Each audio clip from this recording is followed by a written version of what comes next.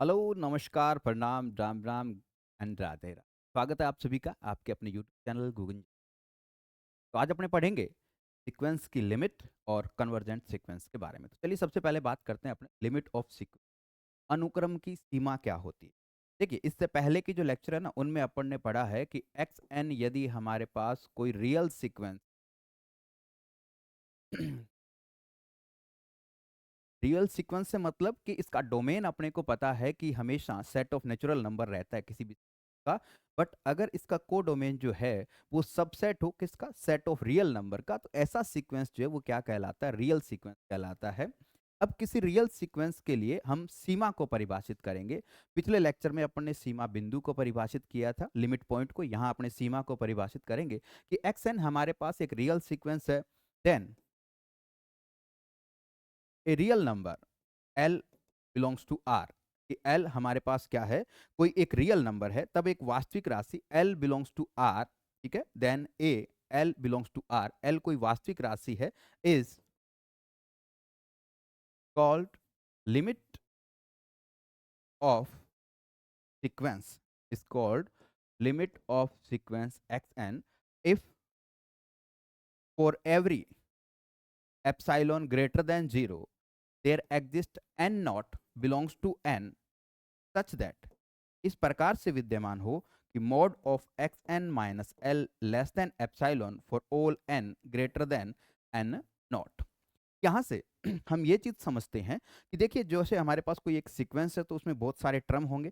Sequence के अंदर जो टर्म होते हैं अपने उनको इस प्रकार से लिखते हैं, x1 x2 x3 dot dot dot, एक यहाँ पे एक्स एन नोट आ गया, उसके बाद x n naught plus one, चलते चलते यहाँ पे ये एक्स एन, ये सीक्वेंस के क्या कहलाते हैं, टर्म कहलाते हैं। तो कोई भी वास्तविक राशि L जो है, इस सीक्वेंस की सीमा कब कहलाएगी कि हमें इनमें ये जो इसके पद हैं, यानी एक ऐसा पद मिल जाए, कोई भी प्रत्येक एप्सिलॉन के लिए हमें एक ऐसा पद मिल जाए। एन नोट का मतलब एक्स एन नोटवां पद है यहाँ पे, ठीक है। यानी हमें एक ऐसा एन नोटवां पद मिल जाए कि उसके बाद के जितने भी पद है ना, उसके बाद के जितने भी पद हैं, उनका इस एल के साथ जो डिफरेंस है उस एप्सिलॉन से क्या हो, कम हो। या दूसरे शब्दों में इसको हम ये भी कह सकते हैं कि एक्स एन का मान, यानी l minus epsilon to l plus epsilon के बीच में एग्जिस्ट करना चाहिए। अगर ऐसा किसी भी एप्सिलॉन के लिए हमें एक ऐसा पद वहां पे मिल जाता है, ये एक्स एन नोट कुछ भी हो सकता है इस टर्म का, जैसे ये मान सकते हैं कि तीसरा पद, यानी तीसरे पद के बाद जितने भी पद हैं उन सब का डिफरेंस जो है किसके साथ, इस पॉजिटिव नंबर, सॉरी इस रियल नंबर एल के साथ, इस प्रकार से बिहेव करे कि एक्स एन माइनस एल का मोड जो है वो लेस देन क्या हो, एप्साइलोन हो। आपने कोई भी एप्साइलोन एज्यूम किया है पहले से। एप्साइलोन क्या है, यहाँ पे कोई पॉजिटिव नंबर है, वो कितना भी स्मॉल हो सकता है, ठीक है, बहुत छोटा हो सकता है। बट प्रत्येक एप्सिलॉन, चाहे आप कितना भी छोटा एप्सिलॉन लेते हैं, उस एप्सिलॉन के लिए हमें इस सीक्वेंस के अंदर कम से कम एक ऐसा पद मिल जाए कि उसके बाद के जितने भी पद हैं उन सब का mod of x n minus l यदि आप फाइंड आउट करते हैं तो वो लेस देन क्या आ जाए, एप्सिलॉन आ जाए। उस कंडीशन में ये एल जो वास्तविक राशि है, ये इस सीक्वेंस की क्या कहलाती है, सीमा कहलाती है।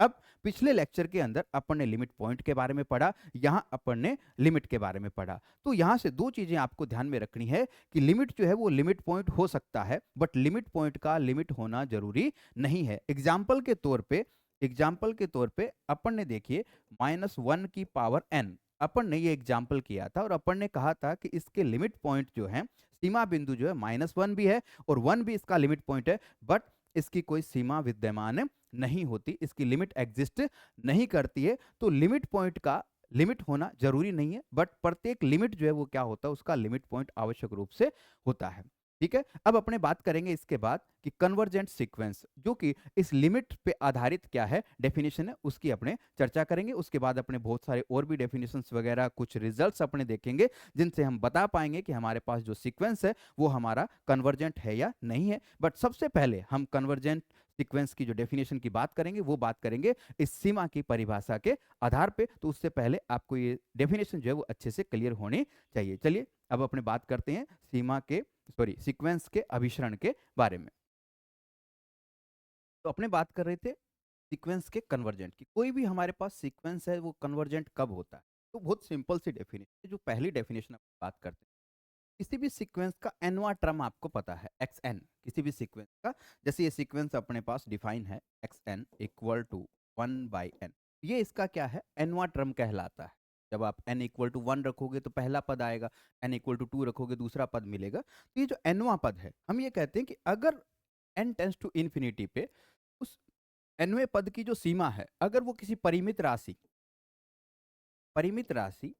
एल को अभिसरित होती है, यानी एल को टेंड करती है, तो उस सिचुएशन में हम ये कहते हैं कि वो जो सीक्वेंस हमारे पास होता है वो क्या कहलाता है, कन्वर्जेंट सीक्वेंस कहलाता है। In other words we can say, दूसरे शब्दों में हम ये भी कह सकते हैं कि कोई भी सीक्वेंस एक्स एन या कोई वास्तविक अनुक्रम एक्स एन किसी वास्तविक राशि एल को अभिसरित होता है। देखो ये क्या है, लिमिट ही तो है कि n tends to infinity x n is equal to l. अभी अपन ने लिमिट की डेफिनेशन यहाँ पे पढ़ी है। ये क्या है, इसको सिंबॉलिकली हम ऐसा ही लिखेंगे कि limit n tends to infinity x n equal to l, ये ऐसे लिखा जाता है।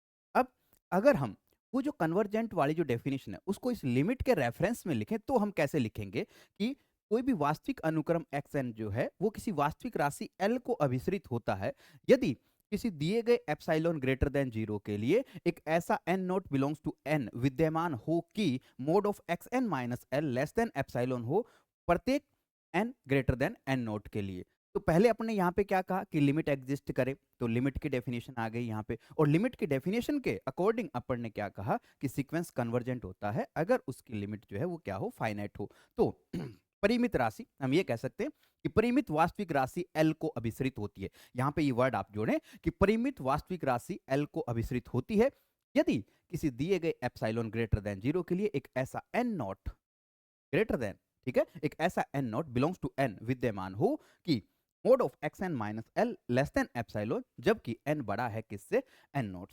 तो लिमिट के रेफरेंस में हम ये डेफिनेशन है वो यूज करते हैं किसी भी सीक्वेंस के लिए। जैसे एक सीक्वेंस और मैं यहाँ पे लिखता हूँ एग्जाम्पल के तौर पे, मान लीजिए ये सीक्वेंस है आपके पास, ये कन्वर्जेंट है और ये किसको अभिसरित होता है, यानी कौन सी वास्तविक राशि को ये क्या होता है, कन्वर्ज होता है। तो अपने क्या करेंगे, अपने फाइंड आउट करेंगे क्या, limit n tends to infinity 1/2 की पावर n।